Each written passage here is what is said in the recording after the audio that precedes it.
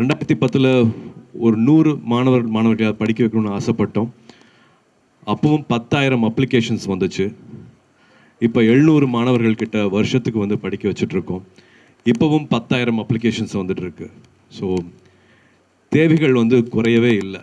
இப்போவும் 2025 இப்போவும் நம்ம கூட நம்ம சமூகத்தில் முதல் தலைமுறை மாணவர்கள் மாணவிகள் இருக்காங்க.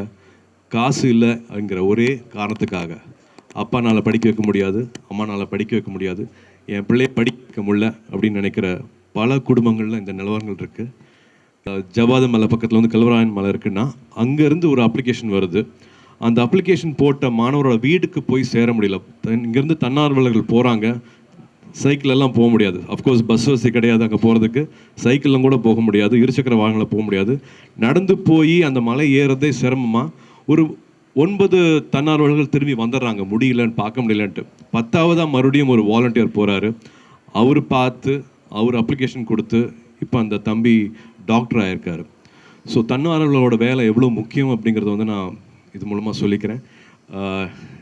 20 இயர்ஸ் ஆனதுக்கப்புறமா கூட இன்னும் we need lot of support. இது மக்களுக்காக செய்யப்படுற ஒரு விஷயமா பார்க்குறேன். எப்பவும் போல் உங்களோட அன்பு, உங்களோட ஆதரவு தேவை.